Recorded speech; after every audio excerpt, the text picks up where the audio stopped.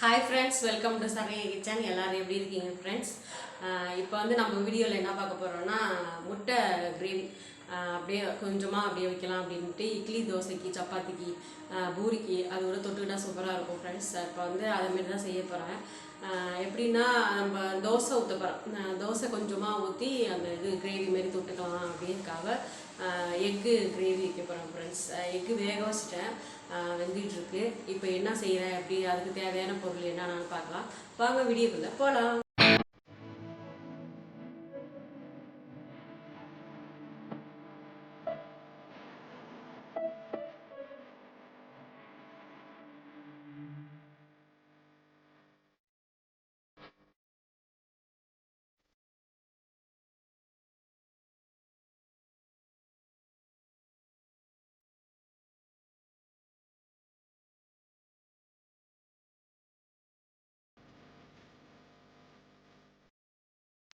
Friends, இப்போ அதுக்கு தேவையான பொருள் என்னென்னு சொல்கிறேன்.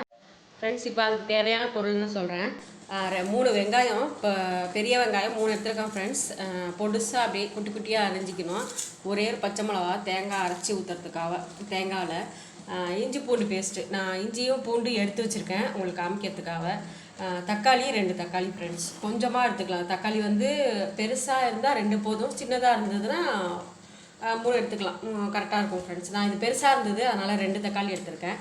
அப்புறம் வந்து சீரகம், கடுகு, எண்ணெய், தேங்காய் மூடி, ஒரு அரை மூடி தேங்காய் ஃப்ரெண்ட்ஸ். ரொம்ப சேர்த்துக்கல, அதனால் அரை மூடி சேர்த்துக்கிறேன்.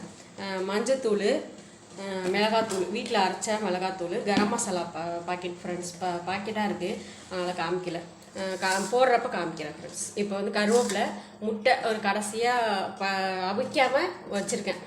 கடைசியாக வந்து முட்டை உடச்சி ஊற்றணும், அது லைட்டாக திக்னஸ்க்காக ஃப்ரெண்ட்ஸ். அவ்வளோதான் ஃப்ரெண்ட்ஸ். இப்போ வந்து முட்டை வேகுது, முட்டை வச்சுருக்கேன் ஃப்ரெண்ட்ஸ், வெந்துக்கிட்டு இருக்குது. நான் வந்துருச்சு, லைட்டாக இன்னும் ஒரு இதாக இருக்கணும், வெந்துருச்சு ஃப்ரெண்ட்ஸ். எடுத்து வச்சுட்டு இந்த கிரேவி வச்சிடலாம் ஃப்ரெண்ட்ஸ். இப்போ எப்படி செய்கிறேன் என்னன்னு பார்க்கலாம் ஃப்ரெண்ட்ஸ். இப்போ வந்து எண்ணெய் சட்டி சூடு வந்துட்டு எண்ணெய் ஊற்றிக்கலாம். எண்ணெய் ஊற்றிட்டு கடுகு, சீரகம் எல்லாம் போட்டுக்கலாம். எண்ணெய் வந்து ஒரு 3லேருந்து 4 ஸ்பூன் வரையும் போட்டுக்கோங்க. எண்ணெய் வந்து நிறையா கொஞ்சம் ஊற்றிக்கணும், ஏன்னா அப்போ தான் அப்படியே மேலே வந்து நல்லா இதாக இருக்கும், நல்லாயிருக்கும். இப்போ வந்து கடுகு ஊற்றிக்கிறேன், கடுகு போட்டுக்கிறேன். ஒரு அரை ஸ்பூன் கடுகு,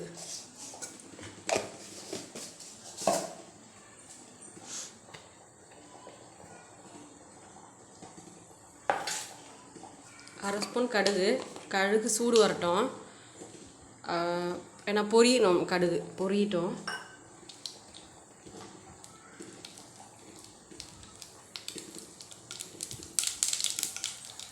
வெடிக்குது பார்த்தீங்களா, அதுமாரி வெடிக்கணும், அப்போ தான் கொஞ்சம் நல்லா இதாக இருக்கும். இப்போ ஒரு அரை ஸ்பூன் சீரகம் போட்டுக்கலாம். சீரகம் போட்டு நல்லா ஃப்ரை பண்ணிக்கங்க. ஃப்ரை பண்ணிவிட்டு கருவேப்பிலை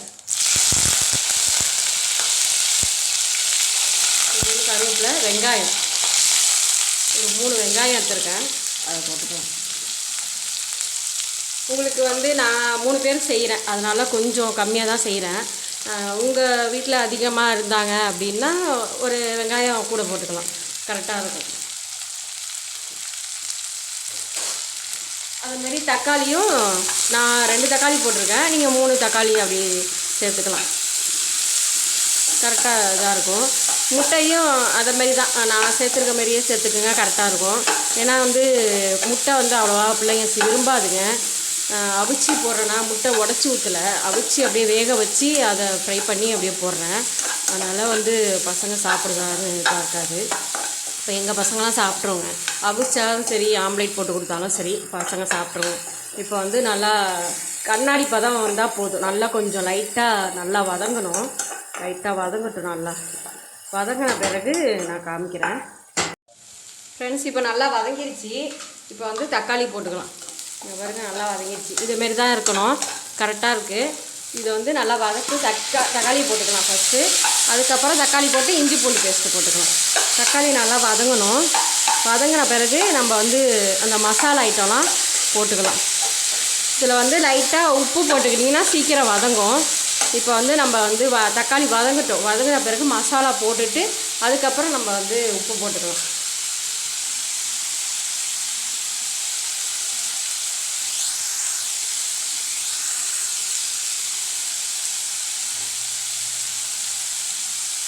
இது ஃபுல்லாக வதங்கட்டும் ஃப்ரெண்ட்ஸ். வதங்கின பிறகு பார்க்கலாம் ஃப்ரெண்ட்ஸ். நல்லா வதங்கிடுச்சு.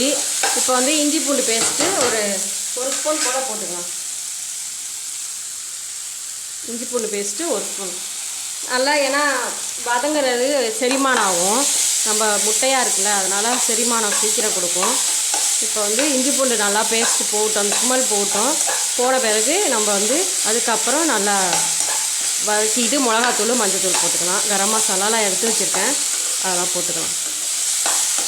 நல்லா இதுமாரி எண்ணெய் அப்படியே பிரிஞ்சு வருது பாருங்கள், அதுமாரி வரணும். நல்லா சுருண்டாக வதக்கிக்கணும். இது இட்லி தோசைக்கு எல்லாம் சூப்பராக இருக்கும். இட்லி தோசை சப்பாத்தி பூரிக்கு சூப்பராக இருக்கும் ஃப்ரெண்ட்ஸ். இப்போ வந்து எண்ணெய் அந்த கல்லில் வந்து எண்ணெய் ஊற்றிக்கிறேன்.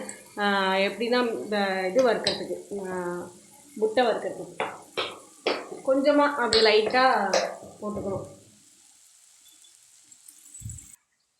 ஃப்ரெண்ட்ஸ். இப்போ வந்து எண்ணெய் சட்டி வந்து சூடாக இருக்குது. இப்போ வந்து மஞ்சத்தூள் போட்டுக்கலாம். ரவோண்டு துளியோண்டு மஞ்சத்தூள்,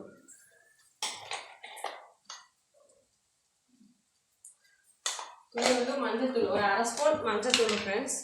இப்போ ஒரு 1/4 டீஸ்பூன் மிளகாத்தூள், ஏன்னா வந்து அந்த ஃப்ரை பண்ணுறதுக்கு தான்.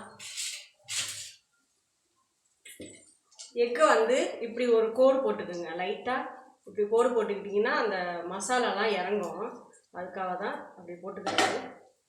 நம்ம நல்லா ஃப்ரை பண்ணிக்கணும்.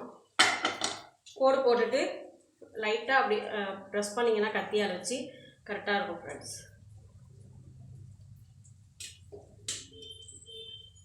இப்படி தான் ப்ரெஸ் பண்ணோம் ஃப்ரெண்ட்ஸ், அவ்வளோதான்.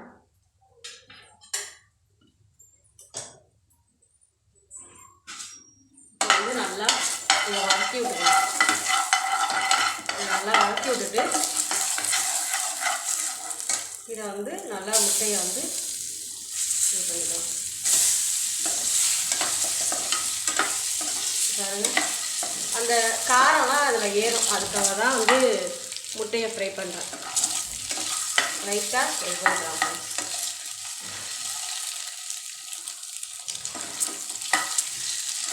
அவ்வளோதான், போதும். லைட்டாக ஃப்ரை பண்ணால் போதும், அவ்வளோதான் ஃப்ரெண்ட்ஸ். இது அவ்வளோதான் முடிஞ்சிடுச்சு. மஞ்சத்தூள் ஒரு அரை ஸ்பூன் ஃப்ரெண்ட்ஸ். அந்த கவுச்சி ஸ்மெல் போகிறதுக்காக மஞ்சத்தூள் போடுறேன். அப்புறம் வந்து மிளகாத்தூள் முன்னாடியே அந்த வதக்கணும், இந்த இதுமாரி தான் பக்குவம் இருக்கணும். உங்களுக்கு காரத்தை தகுந்தாப்புல மிளகாத்தூள் போட்டுருங்க. நான் ஒரு 1.5 ஸ்பூன் மிளகாத்தூள் போட்டுருக்கேன். கரம் மசாலா மல்லித்தூள் ஒரு ஸ்பூன் எடுத்து வச்சுருக்கேன், ஏன்னா கொஞ்சம் போட்டால் நல்லாயிருக்கும் வாசனையாக, அதுக்காக தான் கூட எடுத்து வச்சுருக்கேன். நீங்கள் கரம் மசாலா வந்து அரை ஸ்பூன் எடுத்துக்கலாம். அவ்வளோதான் ஃப்ரெண்ட்ஸ். நல்லா அந்த பச்சை ஸ்மெல் போகணும், அந்த எண்ணெயெல்லாம் இழுத்துட்டு வந்துடும். அதுக்காக தான் வந்து கரெக்டாக நல்லா இதாக எடுக்கிறேன். இப்போ வந்து தண்ணி இவ்வளோ தான் சுண்டணும் ஃப்ரெண்ட்ஸ். நல்லா தண்ணி வந்து ஒரு ரோட்டா தண்ணி ஊற்றிக்கிங்க. உங்களுக்கு தகுந்தாப்புல எப்படின்னு பார்த்து கொஞ்சமாக ஊற்றிக்கிங்க. இப்போ நான் ஒரு ரோட்டா ஊற்றிருக்கேன். அப்புறம் குழம்பு வந்து சுண்டுனுச்சுன்னா நம்ம வந்து கரெக்டாக அந்த இது பக்குவம் வந்துடும். இப்போ வந்து ஒரு அரை டம்ளர் கொஞ்சம் தண்ணி ஊற்றிக்கிறேன். இப்போ வந்து ஒரு ரோட்டா ஊற்றுறேன் ஃப்ரெண்ட்ஸ். இப்போ இன்னும் ஒரு டம்ளர் ஊற்றிக்கிறேன் கொஞ்சம், ஏன்னா முட்டை அந்த இதெல்லாம் போட்டோம்னா கரெக்டாக வந்துடும். அதுக்காக தான் இப்போ வந்து இது போட்டேன். இப்போ வந்து உப்பு போட்டுக்கிறேன், தேவையான அளவு உப்பு போட்டுக்கிறேன் ஃப்ரெண்ட்ஸ். அவ்வளோதான், போட்டு இது பண்ணிக்கலாம்.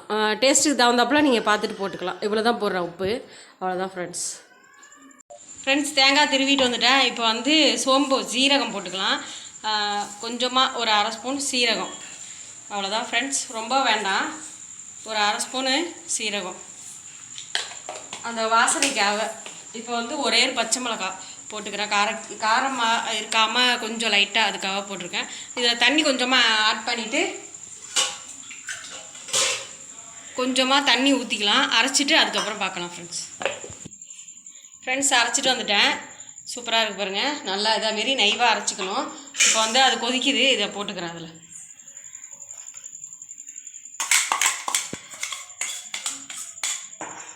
நீங்கள் வேணால் திக்காக கூட தேங்காய் வந்து அரைச்சிக்கலாம் தண்ணி ஊற்றாமல். நான் வந்து கொஞ்சம் தண்ணி ஊற்றி ஆட் பண்ணிட்டேன். நீங்கள் தண்ணி ஊற்றாமல் ஆட் பண்ணிக்கலாம். ஃப்ரெண்ட்ஸ், இது வந்து முட்டையை வந்து ஃப்ரை பண்ணி கோடு அப்படியே போட்டு வேக வச்சுருக்கேன். இப்போ வந்து இதில் போட்டுக்கிறேன். நீங்கள் வேணும்னா வந்து அப்படியே வேக வச்சு அப்படியே போடலாம். அது வந்து மசாலா இறங்காது. அதுக்காக நான் இதேமாரி போட்டிருக்கேன். அவ்வளோதான் ஃப்ரெண்ட்ஸ். இப்போ வந்து இது ஒரு முட்டையை வந்து உடச்சி விட்டுக்கலாம். லைட்டாக ஒரு முட்டை திக்னஸ்க்காக ஒரு முட்டையை உடச்சி விட்டுக்கிறேன். அப்படியே உடச்சி விட்டுருணும். அவ்வளோதான் ஃப்ரெண்ட்ஸ். அது வந்து அப்படியே இருக்கட்டும். நம்ம வந்து கிளறக்கூடாது. கிளறினோம்னா ரொம்ப இதாக போயிடும். கடைசியாக வந்து இறக்கும் போது கொத்தமல்லி போட்டுக்கலாம். அவ்வளோதான் ஃப்ரெண்ட்ஸ் நல்லா சுண்டிடுச்சு. இப்போ வந்து கொத்தமல்லியை லைட்டாக போட்டுக்கிறேன் ஃப்ரெண்ட்ஸ். நிறையா வேணால் போட்டுக்கலாம். கொத்தமல்லி வேணால் உங்கள்கிட்ட நிறையா இருந்ததுன்னா போட்டுக்கலாம். ஸோ இருக்குது என்கிட்ட, சும்மா கொஞ்சமாக கம்மி போட்டுக்கலாம் அப்படின்றது. பாருங்க, நம்ம முட்டை உடச்சோம்ல அப்படியே நல்லா கரெக்டாக இதாகிடுச்சு பாருங்க, நல்லாயிருக்கு. அதுக்கு மேலே போட்டோம்னா அது உடஞ்சி போயிடும். அவ்வளோதான் ஃப்ரெண்ட்ஸ். சூப்பராக ரெடி ஆகிட்டு திக்கா. இப்போ வந்து தோசை ஊற்றிக்கலாம். நான் வந்து தோசை ஊற்றுப்பேன். ஏன்னா தோசை ஊற்றினா கொஞ்சம் நல்லாயிருக்கும் அப்படிங்கிறதுக்காக நான் தோசை ஊற்றுறேன். இப்போ தோசை ஊற்றிட்டு பார்க்கலாம் ஃப்ரெண்ட்ஸ். நல்லா இதாகிடுச்சு. இப்போ இறக்க போகிறேன். நல்லா இதாகிடுச்சு ஃப்ரெண்ட்ஸ். அவ்வளோதான். இவ்வளோ இது போதும். நம்ம தோசைக்கு இது தொட்டுக்கிட்டு முட்டையை தொட்டுக்கிட்டு சாப்பிட கரெக்டாக இருக்கும். இங்கே 3-4 பேருக்கு சாப்பிட கரெக்டாக இருக்கும் ஃப்ரெண்ட்ஸ். நீங்கள் வந்து எப்படின்னு பார்த்து செஞ்சுக்கிங்க. அவ்வளோதான் ஃப்ரெண்ட்ஸ். இப்போ நிப்பாட்டிடுறேன். நிப்பாட்டிட்டு இறக்கிடுவேன். ஏன்னா வந்து இறக்கும் போதே இவ்வளோ கொதிச்சிக்கிட்டே இருக்குது. அதனால் ரொம்ப சூடு ரொம்ப அப்படியே சுண்டி போயிடும். அதுக்காக வந்து நான் இது பண்ணிக்கிறேன் ஃப்ரெண்ட்ஸ். நம்ம டிஷ்ஷு வந்து ரெடி ஆகிடுச்சு ஃப்ரெண்ட்ஸ். இப்போ வந்து முட்டை கிரேவியும் தோசையும் ரெடி ஆகிடுச்சு. தோசை, சப்பாத்தி, இட்லி, சாதத்து கூட போட்டு சாப்பிட்டுக்கலாம். சூப்பராக இருக்கும் ஃப்ரெண்ட்ஸ். இப்போ வந்து நல்லா சூப்பராக ரெடி ஆகிடுச்சு. இது வந்து செஞ்சுட்டு கமெண்ட் பாக்ஸில் கமெண்ட் பண்ணுங்கள் எப்படி இருந்தது, எப்படி வந்துச்சுன்னு. இந்த வீடியோ பிடிச்சிருந்தா லைக் பண்ணுங்கள், ஷேர் பண்ணுங்கள், கமெண்ட் பண்ணுங்கள். மறக்காமல் சப்ஸ்கிரைப் பண்ணிட்டு பில் நமக்கு ஆள் கொடுத்தீங்கன்னா நாங்கள் வீடியோ நோட்டிஃபிகேஷனாக வந்துகிட்டே இருக்கும். என் வீடியோ மிஸ் பண்ணாமல் பார்க்கலாம். நெக்ஸ்ட் வீடியோ சந்திக்கலாம். டேக் கேர், பாய்.